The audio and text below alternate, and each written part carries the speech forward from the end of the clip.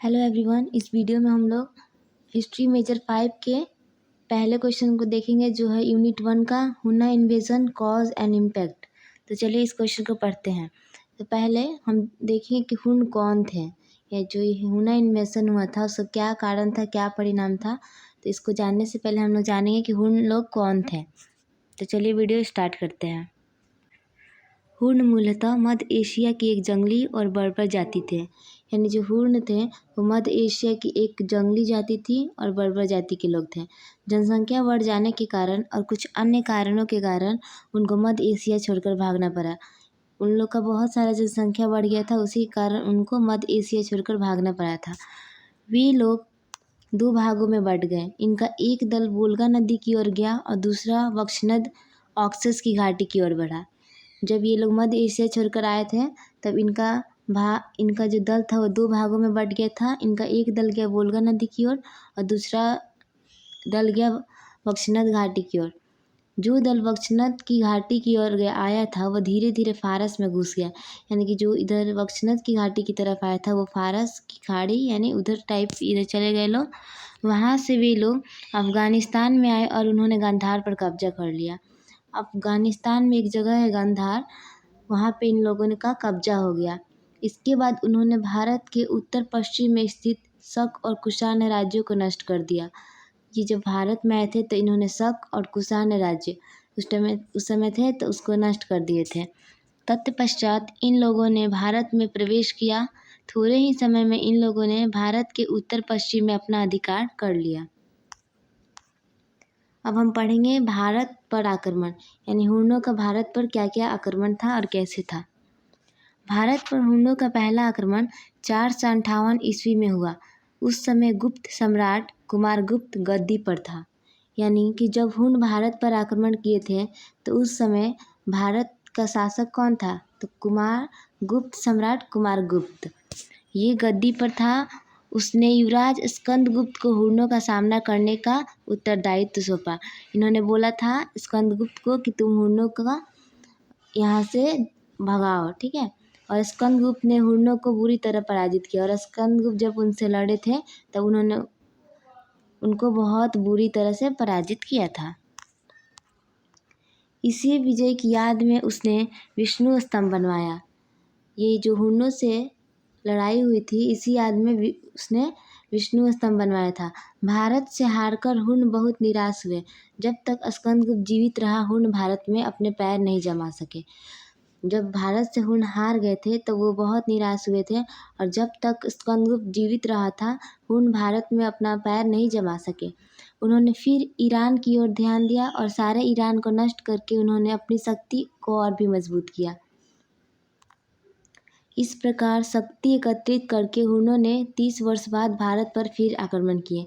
एक बार जब हुन यहाँ आते हैं और यहाँ स्कंदगुप्त से हार जाते हैं, उसके 30 वर्ष बाद उन्होंने फिर सोचा कि हम भारत पर आक्रमण करेंगे, और 30 वर्ष बाद उसने भारत पर आक्रमण किया था।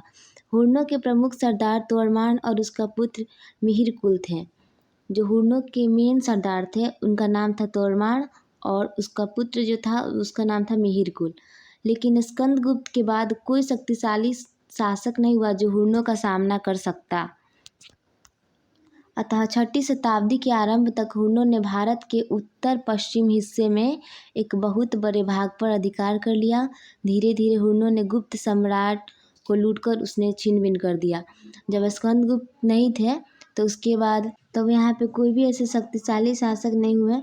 उसी के वजह से ये जो हुन आए थे वो यहाँ पे जीत गए, और जो गुप्त साम्राज्य था ये बहुत बड़ा था, इसको इन्होंने छिन्न भिन्न कर दिया था। 466 से 67 ईस्वी में तोड़मान के नेतृत्व में हुनों ने भारत पर दूसरी बार आक्रमण किया। फिर हुनों ने 466 और 67 में भारत पर दूसरी बार आक्रमण किया। इस बार भी हुनों को स्कंदगुप्त के हाथों पराजित होना पड़ा था। 484 ईस्वी में हुनों ने पूर्ण शक्ति के साथ भारत पर आक्रमण किए। स्कंदगुप्त के उत्तराधिकारी कमजोर थे और उनमें हुनों का प्रतिरोध करने की क्षमता नहीं थी, इसलिए वे भारत के कुछ भूभाग पर आधिपत्य स्थापित करने में सफल रहे। यानी कि भारत का कुछ भाग पर हुनों का आधिपत्य स्थापित हो गया था। अब हम पढ़ेंगे तोड़मान के बारे में। ये हुनों के एक शासक थे, इनके बारे में पढ़ लेते हैं।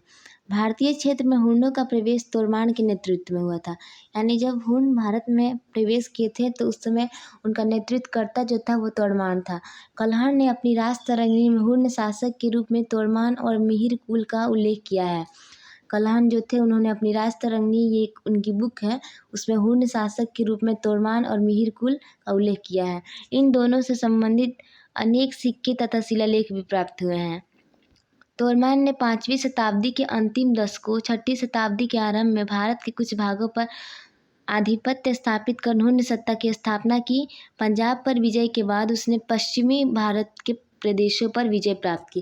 यानी उन्होंने पहले कहाँ पर विजय प्राप्त की थी?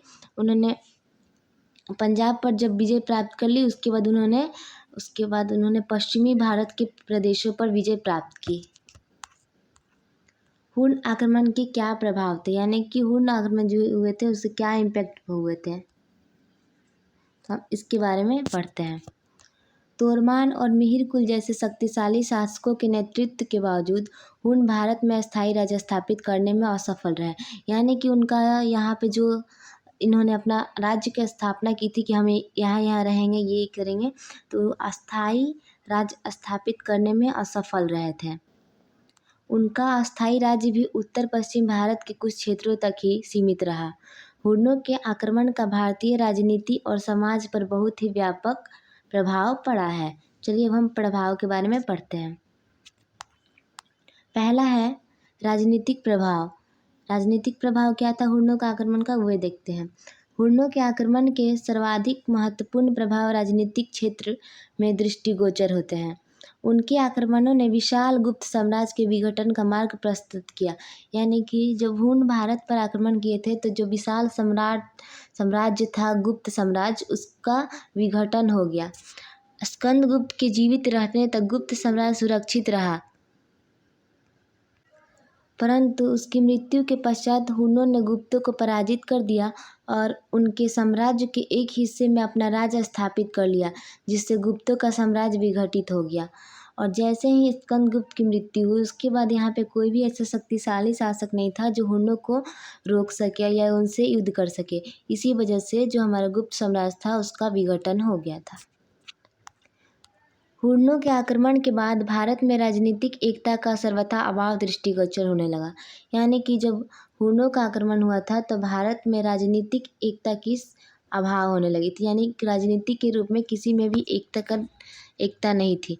गुप्तों ने संपूर्ण उत्तर भारत में अपने साम्राज्य का विस्तार किया और सुदृढ़ शासन व्यवस्था के माध्यम से राजनीतिक एकता का सूत्रपात किया था। परंतु हुनों द्वारा गुप्तों को पराजित करने के बाद शासन व्यवस्था कमजोर पड़ गई और अशांति एवं अव्यवस्था के कारण राजनीतिक एकता भी टूट गई। जब हुनों ने आक्रमण किया तो गुप्तों को पराजित करने के बाद शासन व्यवस्था बहुत ही कमजोर पड़ गई थी और अशांति और अव्यवस्था के कारण राजनीतिक एकता भी टूट गई थी। अब हम पढ़ेंगे कि जो हुन आक्रमण हुए थे उनके धार्मिक प्रभाव क्या क्या पड़े हैं। हुनों के आक्रमण का भारतीय धार्मिक व्यवस्था पर भी गहरा प्रभाव दृष्टिगोचर होता है। गुप्तों ने धार्मिक सहिष्णुता की नीति अपनाई थी, जिसके कारण ब्राह्मण धर्म को राजकीय संरक्षण मिलने के बावजूद बौद्ध धर्म एवं जैन धर्म का भी अबाध विकास होता रहा। तोरमान एवं मिहिर कुल ने भारत में सत्ता स्थापित करने के बाद हिंदू धर्म को तो अपनाया, लेकिन धार्मिक कट्टरता की नीति के तहत बौद्धों पर भीषण आक्रमण भी किए। यानी तोरमान और मिहिर कुल ने बौद्ध धर्म पर आक्रमण किए थे। मिहिर कुल ने तो बौद्ध धर्म स्थल, स्तूपों एवं विहारों के विनाश के साथ साथ बौद्ध अनुयायियों के कत्ल का रास्ता भी अपनाया। यानी कि जो बौद्ध धर्म के अनुयायी थे उसका ये कत्ल कर देता था। इससे उत्तर पश्चिम भारत में बौद्ध धर्म का विनाश हो गया। तो उसके बाद जो इंडिया था उसका उत्तर पश्चिम में भारत में बौद्ध धर्म का विनाश हो गया। अब हम देखेंगे आर्थिक प्रभाव क्या पड़े थे। गुप्त काल में भारत आर्थिक दृष्टि से बहुत ही समृद्ध था। यानी जब गुप्त काल था तो उस टाइम आर्थिक दृष्टि भारत की बहुत अच्छी थी। कृषि एवं पशुपालन के साथ साथ वाणिज्य एवं व्यापार का भी बहुत विकास हुआ था। उस टाइम कृषि थी, पशुपालन था और व्यापार भी लोग किया करते थे। इस समय राष्ट्रीय एवं अंतर्राष्ट्रीय व्यापार उन्नत स्थिति में था। यानी कि उस समय देशी विदेशी से हमारा व्यापार होता था।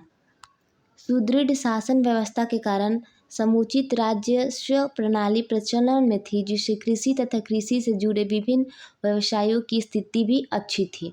परंतु हुनों के आक्रमण के परिणाम स्वरूप गुप्तों की साम्राज्य सीमा विघटित हो गई और शासन व्यवस्था भी चरमरा गई। इस कारण कृषि, वाणिज्य एवं व्यापार पर प्रतिकूल प्रभाव पड़ा और भारत आर्थिक दृष्टि से कमज़ोर हो गया था। उसके बाद भारत जो था वो आर्थिक दृष्टि से कमज़ोर हो गया था।